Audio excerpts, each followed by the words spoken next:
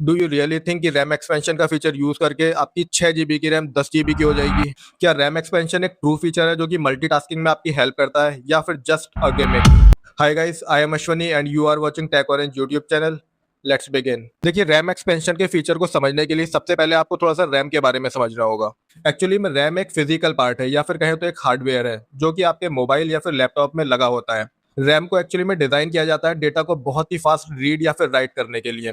RAM आपके processor के बहुत ही क्लोजली वर्क करता है जिससे कि रैम में मौजूद डेटा को प्रोसेसर बहुत इजीली और बहुत फास्ट तरीके से एक्सेस कर पाता है। दूसरी तरफ आपके मोबाइल की लोकल स्टोरेज या फिर हम जिसे रोम भी कह सकते हैं, कंपैरेटिवली काफी स्लो होती है क्योंकि उसको डिजाइन किया जाता है डेटा को बहुत लंबे समय तक सेफली स्टोर करने के लिए। डेटा जैसे कि आपके फोटोज, वीडियोस या फिर कोई डॉक्यूमेंट, बट जब भी बात आएगी उस डेटा को यूज करने की, तब वो डेटा ऑटोमेटिकली रैम में जाएगा और प्रोसेसर उसको प्रोसेस करेगा, देन आपको आउटपुट मिलता है। अब समझिए रैम एक्सपेंशन के फीचर को।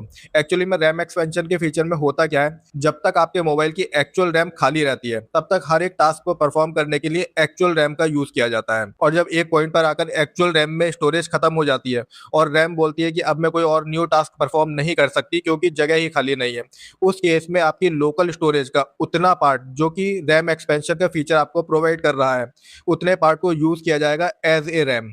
अब सपोज कीजिए आपके मोबाइल में 6 GB रैम है, तो जब तक 6 GB की रैम में जगह खाली है, हर एक टास्क को परफॉर्म करने के लिए मोबाइल आपकी एक्चुअल रैम को यूज करेगा। लेकिन एक पॉइंट पर आकर जब आपकी एक्चुअल रैम पूरी तरह से फुल हो जाएगी और अब जब आपकी रैम कैपेबल नहीं रहेगी कोई न्यू टास्क को परफॉर्म करने के लिए, तब आपकी लोकल स्टोरेज का 4 GB पार्ट जो कि रैम एक्सपेंशन का फीचर आपको प्रोवाइड करता है एक्सपेंड करने के लिए, तो लोकल स्टोरेज का 4 GB पार्ट अब यूज किया जाएगा आपकी रैम की तरह।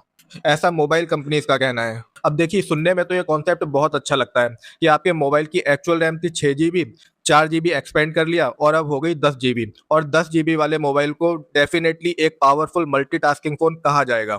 But actually guys, this is a marketing strategy और we can say this is just a gimmick. Why I am saying this? Because आपके मोबाइल की एक्चुअल रैम को डिजाइन ही किया जाता है डेटा को बहुत रैंडमली, बहुत फास्ट रीड एंड राइट करने के लिए, जिससे कि आपकी मल्टीटास्किंग स्मूथ और फास्ट होती है। जबकि आपके लोकल स्टोरेज को डिजाइन ही नहीं किया जाता है डेटा को बहुत ही रैंडमली, बहुत ही फास्ट रीड एंड राइट करने के लिए।